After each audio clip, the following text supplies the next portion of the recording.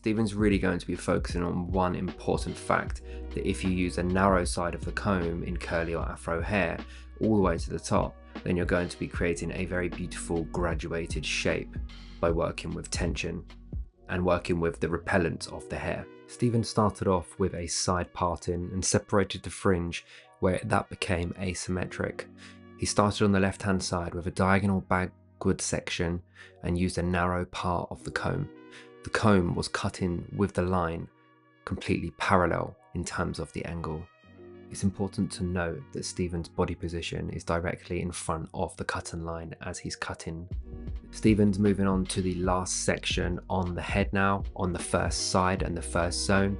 What he's really doing is making sure that he's combing all the way from the root, from the top of the section, all the way down towards the baseline, and again using the comb for that tension. What's also really important is that the hair is consistently wet from the first zone that he's cut all the way through until the last section that he cuts. Now once he's finished that section and he's finished the first zone after he's worked through the nape area, he's then going to analyze the movement of the hair and really start to see how the hair expands once he's got all of that graduated shape in through the perimeter of the haircut. Stephen's now starting to work on the opposite side of the head. As we can see, he's going to be working those forward diagonal sections, working from the center of the head and continuing that line all the way from the center down towards the corner of the ear in towards the jawline around the front area. Now what he's going to do is continue working a length that continues to get longer and longer as it works round the face shape in towards the jawline.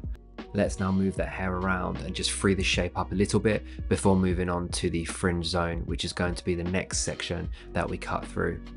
Again, Stephen's going to be tying in the fringe to the shape that he's already created, so it's going to be an asymmetric fringe where he's going to be working a diagonal section to the right hand side, and every section is elevated to the same height. So again, he's now working with a little bit of elevation, which will create softness on the graduated line, which will be nice through the fringe area, and he's going to be over directing everything in to that line that he's cutting through on section number 1. As you can see with the finished result on the fringe, the perimeter is shorter on the right hand side and longer down in towards the left hand side of the face, and it ties beautifully into the whole shape that Stephen's created from short to long on one side to the other. And as we can see, it really complements the whole rounded shape that he has now with the graduated feel. Now let's move on to the drying part of the hairstyle, where we're going to be working with a diffuser for the blow dry. He's going to start on the underneath and then continue working up in towards the top of the hair. Now he wanted to get more of a solid and salon friendly finish on this hairstyle, so you can really see the expanded shape in its beauty whilst it sits at natural full. This is most likely how the client is going to be wearing their hair on a day-to-day basis as well, which gives off more of a natural feel to the whole look of the haircut. Stephen is going to be spicing up the styling as well to show you what you can create with this graduated shape on this type of hair. Once the hair has been fully dried, Stephen's now going to move on to the refinery part of the haircut, where he's going to be using predominantly the point of the scissor to clean the outline up and get more of a softer and undone effect on the perimeter. The last thing that he wants is something that looks razor sharp working with this textured type of hair, because as soon as the client washes and dries, most likely it's not going to sit in that razor sharp shape that he's finished it on for this look.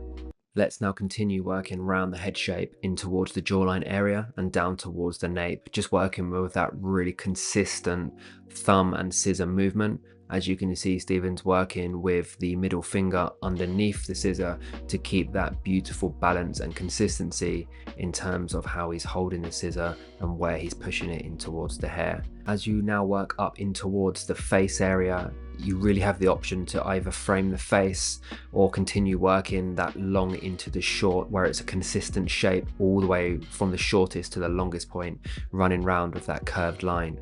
Or if you feel like you wanted to change that and you wanted to open the face out more, you could even work more of a squarer, more blockier fringe, working with that shape in at the front area above the eyes or just below the eyes.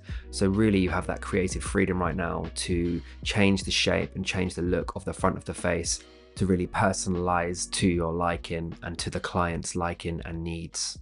As you can see with the finished look, although we have that asymmetric finish where we have that shorter side going into the longer side, everything really flows and is very consistent from side 1 in towards side 2, because we're working with the head shape and the face shape being very fluid and very round.